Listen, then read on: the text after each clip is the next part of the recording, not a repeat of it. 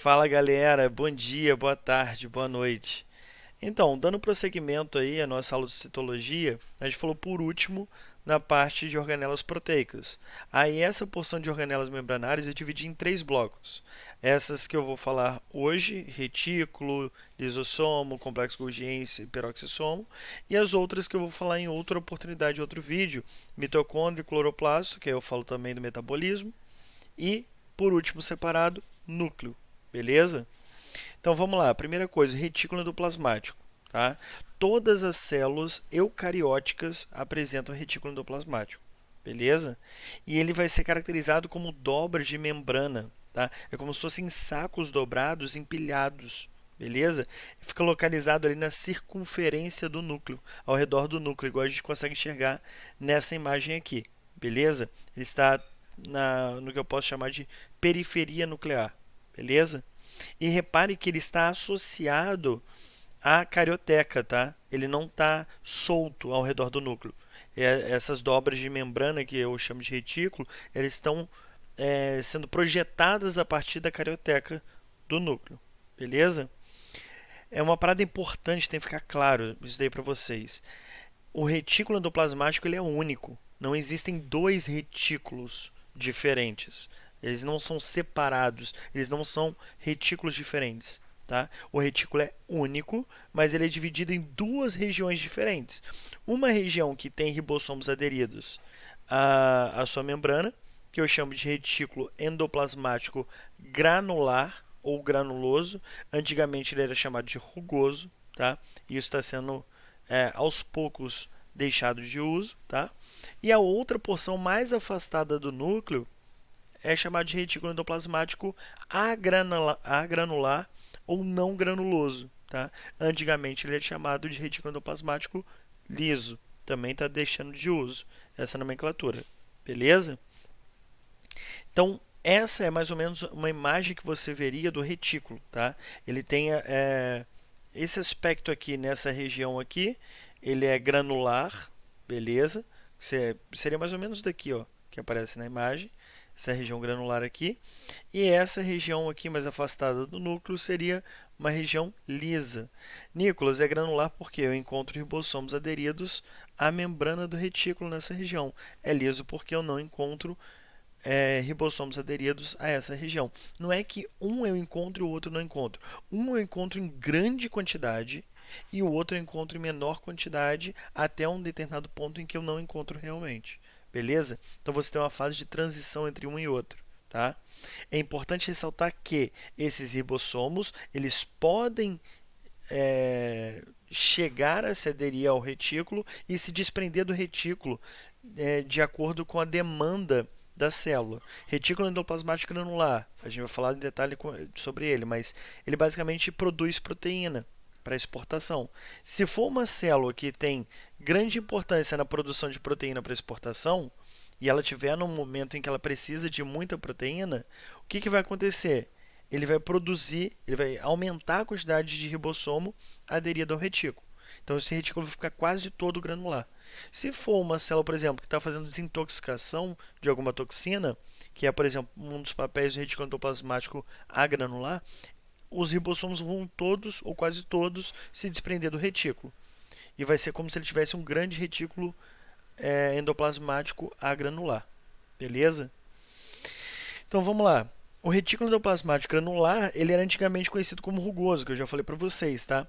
E ele é assim chamado porque ele apresenta ribossomos aderidos à sua membrana, beleza?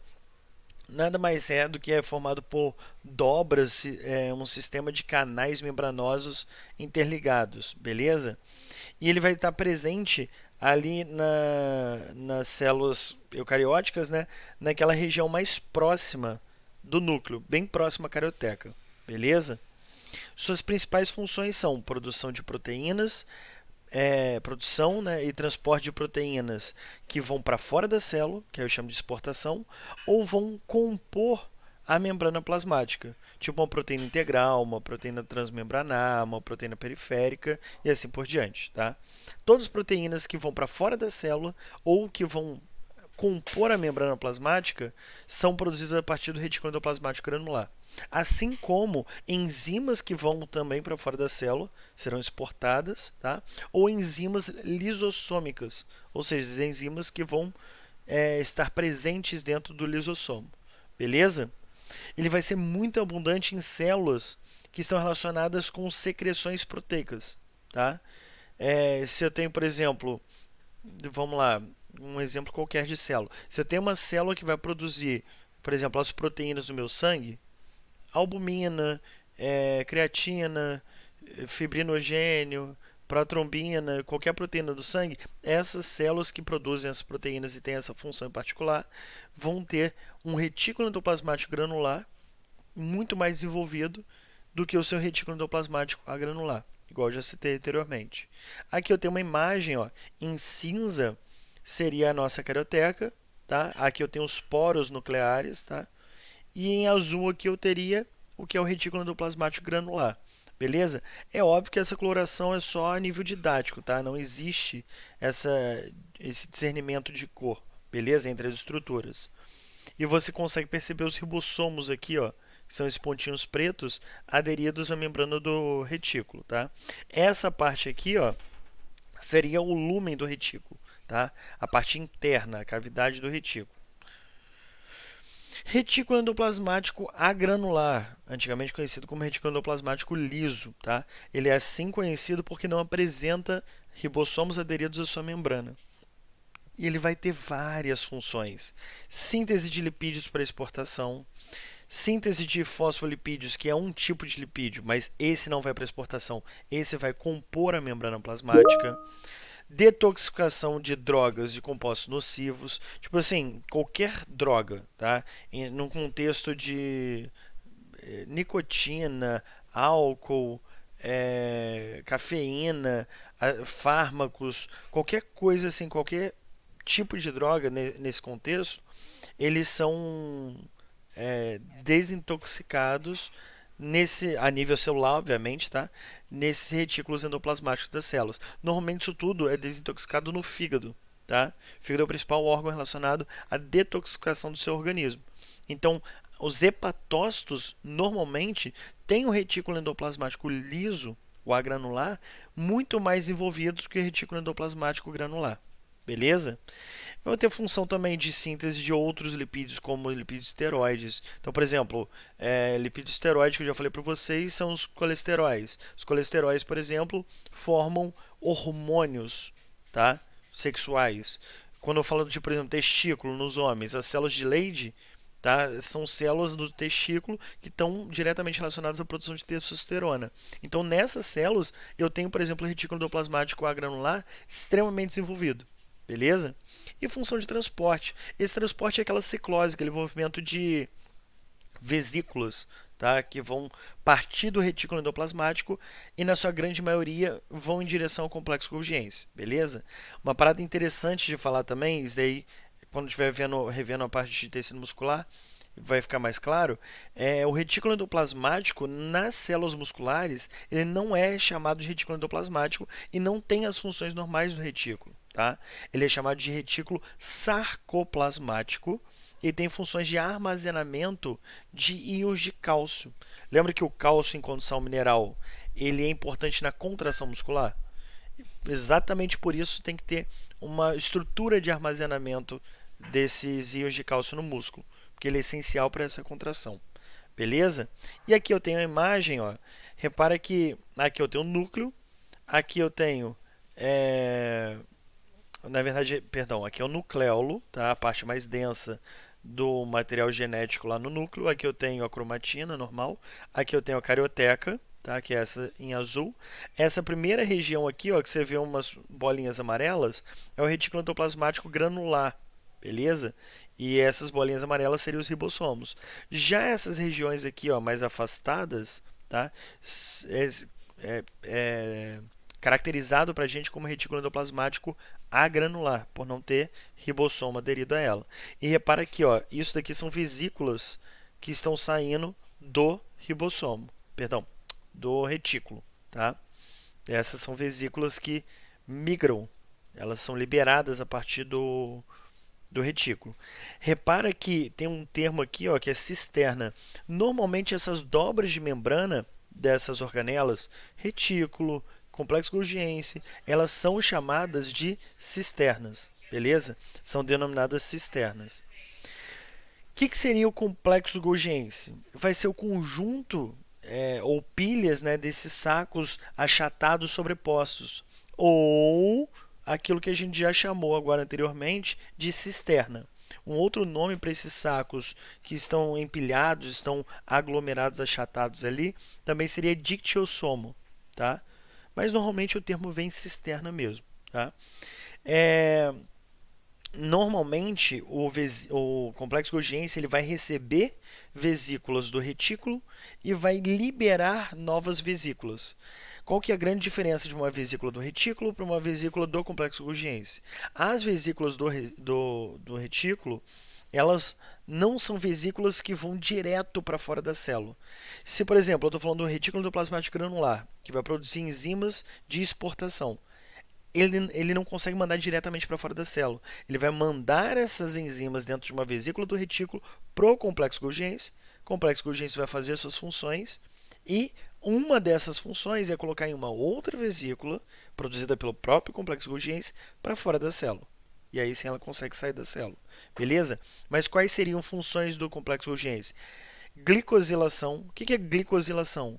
Eu vou vou acrescentar carboidrato a alguma coisa, beleza?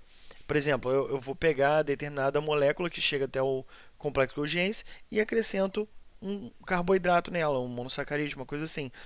Por quê? Porque parte da função do complexo golgiense é síntese de carboidratos. Olha ali, síntese de polissacarídeos, beleza? Então isso daí está como uma das funções do complexo golgiense. Para pensar, produção de proteína, eu tenho retículo endoplasmático granular. Produção de lipídio, retículo endoplasmático agranular. Produção de carboidrato, complexo golgiense. Tá? Isso a nível celular, obviamente. Tá? Ele vai estar relacionado à produção da lamela média nas células vegetais. Lembra que a lamela média é aquilo que está entre as células vegetais. Beleza? Então, por exemplo, para a divisão celular, num contexto da célula vegetal, eu tenho uma citocinese que ocorre de dentro para fora, tá?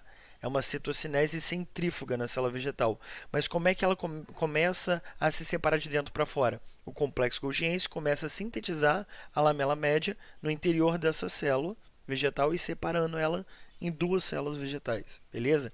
Ele tem função de armazenamento temporário de substâncias. Essas substâncias justamente que vão ser empacotadas, vão ser colocadas dentro de vesículas e vão ser secretadas, beleza? E a principal função dele é secretar substâncias, beleza?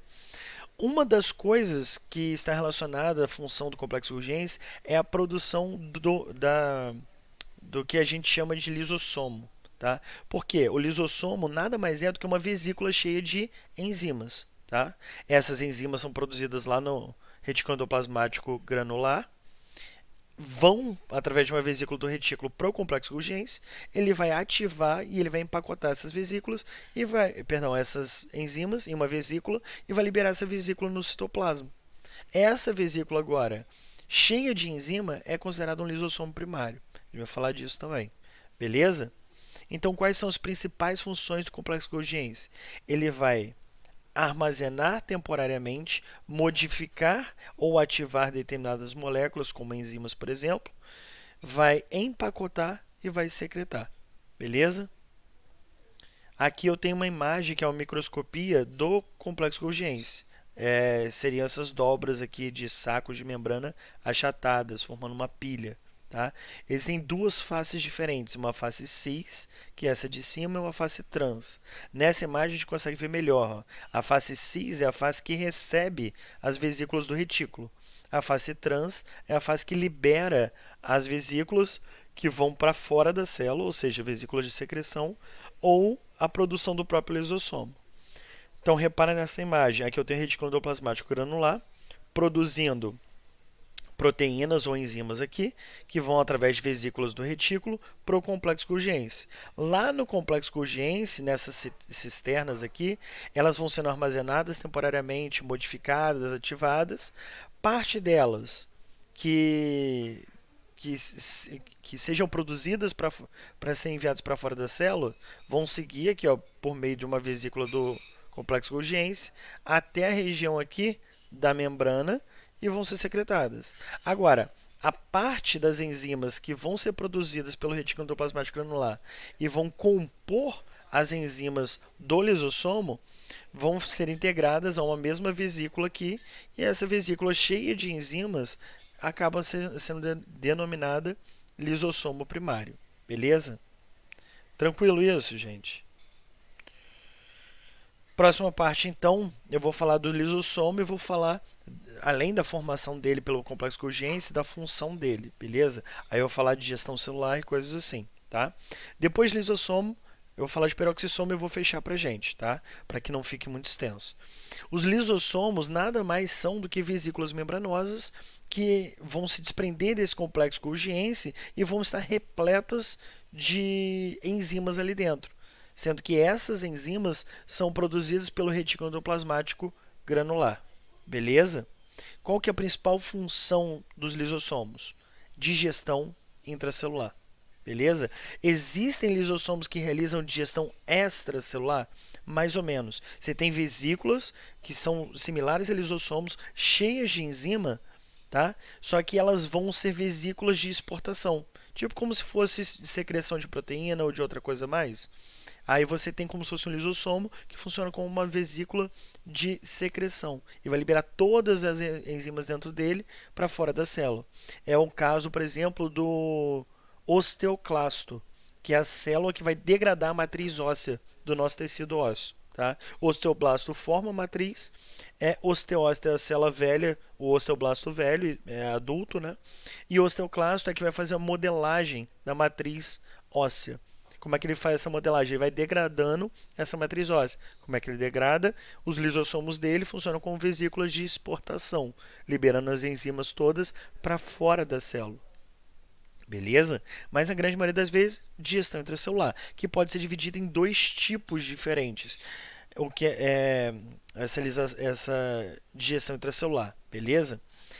A grande questão é, os lisossomos são classificados em dois tipos de acordo com a sua função ou de acordo com o momento dele. Por exemplo, os lisossomos que são recém-produzidos a partir do complexo Golgiense são chamados de lisossomos primários. Beleza? Eles ainda não digeriram nada, ainda estão prontos para funcionar. Agora, existem o que são chamados de lisossomos secundários, tá? Esses daí, eles já estão digerindo as substâncias. Já são lisossomos que integraram outras vesículas para digestão ou já integraram, agiram sobre organelas da própria célula, beleza? Basicamente, eu tenho classificação como lisossomos primários, recém-formados, recém-sintetizados e ainda vão digerir algo.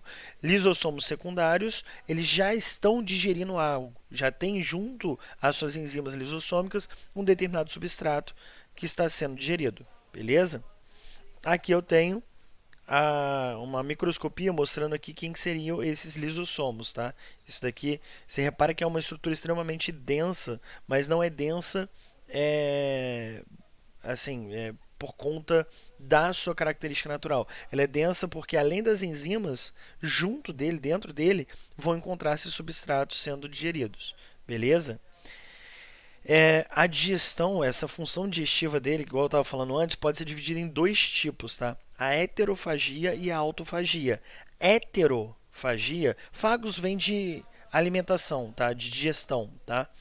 Hétero quer dizer diferente. Então, heterofagia é a digestão que os lisossomos vão realizar sobre materiais que são de fora da célula, provenientes do meio externo. Então, por meio de uma fagocitose, uma pinocitose, qualquer endocitose, qualquer entrada de material na célula, que esse lisossomo venha realizar a digestão sobre esse material, é considerado uma heterofagia. Já quando esse lisossomo realiza a digestão sobre algum material próprio da célula, tipo uma organela da célula, uma estrutura da célula qualquer, que venha a ser digerida pelo lisossomo, isso é uma autofagia. Auto quer dizer próprio, tá? Um exemplo aí que a gente tem de dois exemplos, né, perdão, de autofagias é a autólise e a apoptose, tá? A autólise, o lisossomo ele vai se romper e vai liberar essas enzimas digestivas degradando toda a célula, destruindo toda a célula. Beleza? Só que a autólise, ela tem dois tipos diferentes. Ela pode ser uma autólise patogênica e não patogênica.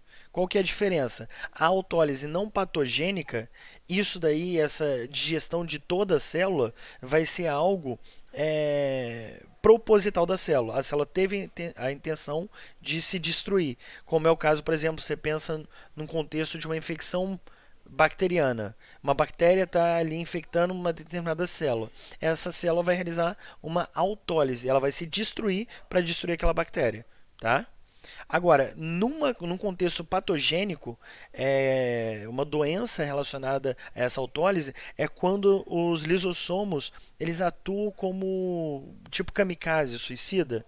Eles surgem com problemas na própria membrana, né, do lisossomo e essa membrana vai se degradar naturalmente dentro da célula. Isso vai destruir a célula mesmo que ela esteja saudável. Beleza? Isso seria autólise. A apoptose é diferente. A apoptose é o que a gente costuma chamar de morte celular programada, tá? Ou premeditada. Por quê? Isso existe num contexto genético do organismo. Por exemplo, o exemplo que a gente tem ali do lado da cauda de um sapo jovem, de um, sei lá, de um girino, de uma rã jovem, essa cauda ela existe durante um período da vida, tá? E quando esse indivíduo vai se desenvolvendo, essa cauda não tem mais função, então ela vai deixando de existir. É a mesma coisa da gente enquanto feto. Em determinado momento do desenvolvimento fetal, a gente tem membranas interdigitares. Tá? Entre os nossos dedos existem membranas, tipo a pata de um pato. Tá? E essas membranas elas vão sendo digeridas, vão sendo degradadas, vão sendo sofrendo as células vão sofrendo apoptose até o momento em que nossos dedos ficam completamente livres. Beleza? Tanto é que existem condições genéticas que a pessoa não sofre apoptose nessa membrana entre os dedos, e a pessoa nasce com uma membrana entre os dedos. Beleza? Aí depois ela faz uma cirurgia para retirar dessa membrana e tudo mais. Mas, naturalmente, a apoptose ela está relacionada a um contexto genético, tá? Que é uma morte celular programada. Já é previsto naturalmente no contexto genético daquela espécie que determinadas células, em determinado momento de desenvolvimento embrionário, elas vão sofrer apoptose. Beleza? E aqui tem mais ou menos uma representação, né? Aqui existe uma indução, tá? Aqui a formação do autofagossoma, beleza? Aqui existe o lisossoma, que vai atuar sobre esse autofagossoma, e aqui vai ocorrer uma reciclagem, uma degradação desse material e uma reciclagem desse material, beleza? Que é justamente o que eu vou falar aqui agora também, que eu tenho nesse cantinho aqui, ó, esquerdo, pelo menos é o esquerdo para mim, enfim, nesse canto aqui, repare que eu tenho uma mitocôndria, e aqui eu tenho um vacúolo autofágico. O que é esse vacúolo autofágico? É um vacúolo que se formou ao redor dessa mitocôndria que muito provavelmente ela não estava mais em uso. Tá? Ou ela não estava mais em uso, ou ela estava defeituosa. O que acontece? Um lisossomo primário se junta a esse vacúolo autofágico e forma um lisossoma secundário que vai degradar essa mitocôndria. Isso daqui é uma autofagia. Já nesse caso aqui, ó, você tem uma pinocitose formando um pinossomo e aqui uma fagocitose formando um fagossomo. Tanto o pinossomo como o fagossomo vão se unir aqui, ó, a lisossomos primários, formando um lisossomo secundário e realizando esse processo de heterofagia. Beleza? Tem essa imagem aqui que mostra mais ou menos a mesma coisa, é o que a gente chama de ciclo de ação do lisossomo. Aqui eu tenho complexo golgiense, que está formando o lisossomo primário. Nicolas, como assim?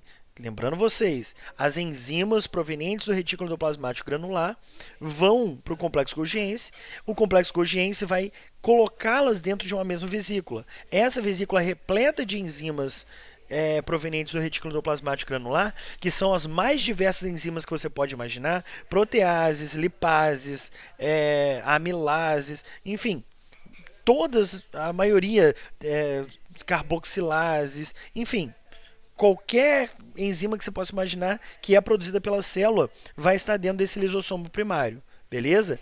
Esse lisossomo primário, quando se junta ao vacúolo autofágico, tá? Vai gerar um vacúolo residual.